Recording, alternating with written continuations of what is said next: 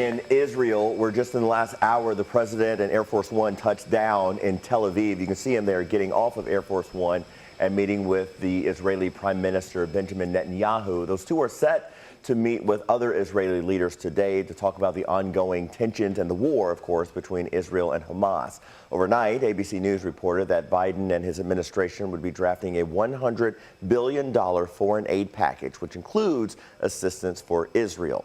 The president was also scheduled to meet with other regional leaders, but that was called off because there was a deadly strike on a hospital yesterday in Gaza City. We are going to talk about that now. Here is a look at the aftermath of that explosion. We know that at least 500 people were killed. The hospital was being used as shelter for thousands of residents who fled their homes in northern Gaza. Hamas militants are blaming this on an Israeli missile, but Israel's militant is adamant that they're not at fault and claims to have evidence pointing to a Palestinian militant group. Thousands have been killed in the Israel-Hamas war so far, and the death toll in the hospital blast is only expected to rise. We'll be keeping you updated as we learn more. Here locally this morning, plans are in the works to invest millions of dollars in West Louisville, specifically at the site of the old Blackleaf chemical company in Park Hill. Yeah, this is a really big story locally, and it's set to be a new home, this area, for a family-owned pretzel company called Stellar Snacks, which is expanding from Nevada to the warehouse off of Dixie Highway. WHAS11's Alex Dederer and photojournalist Jessica Farley spoke to the owners about the historic investment and what it'll mean for the area.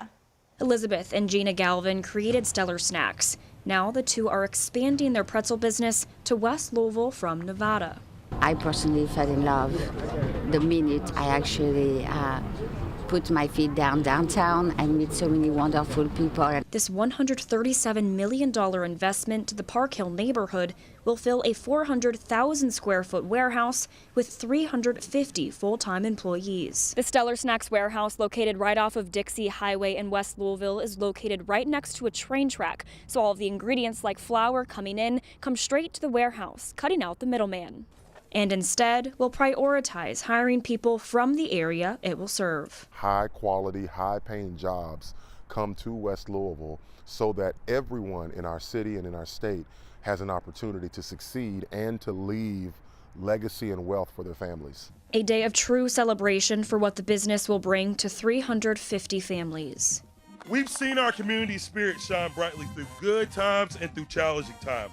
But today we all come together to celebrate a beacon of opportunity. Prayers now being answered for Elizabeth and Gina and all their new Park Hill neighbors. In Louisville, Alex Dederer, WHAS 11 on your side. Back in 2011, the EPA identified the former Blackleaf chemical company for a Superfund cleanup. The pesticide manufacturing company operated in Park Hill from 1930 until 1970.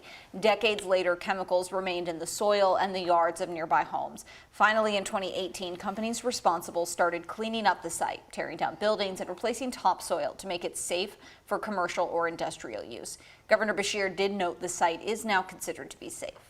Right now, the LMPD is looking for a convicted drug trafficker who's on the run, and he's now facing new charges. Court documents show Jamarcus Glover has been indicted on several charges, including engaging in organized crime, tampering with physical evidence, and bail jumping. St. Matthews police arrested him on September 30th on drug charges, but he failed to appear in court. Investigators say Glover was using kids to help him traffic drugs out of a house on Taylor Boulevard. He was released from jail after paying a $20,000 cash bond. This morning, investigators are working to determine the cause of a deadly fire in Oldham County. It happened last Saturday around 9:15 at night in the Echo Valley subdivision in LaGrange. We're told a neighbor called 911. Yesterday, smoke was still visible from what's left of the house. Firefighters say 2 people lived there, but only 1 was home when the fire started Saturday. A 62-year-old woman was found dead inside along with a dog. Oldham County fire marshals believe the fire may have started outside of the house, but they are still investigating this morning. Today marks 1 week since thousands of workers at the Kentucky truck plant walked off the job to join the UAW strike. Some local businesses are now offering support as those workers begin relying on strike assistance.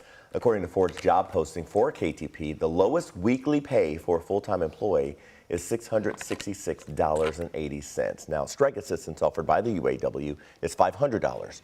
One of the businesses that are stepping in here to help is Old Town Grocery in Jeffersonville. It's giving 10% off to anyone with a Ford ID.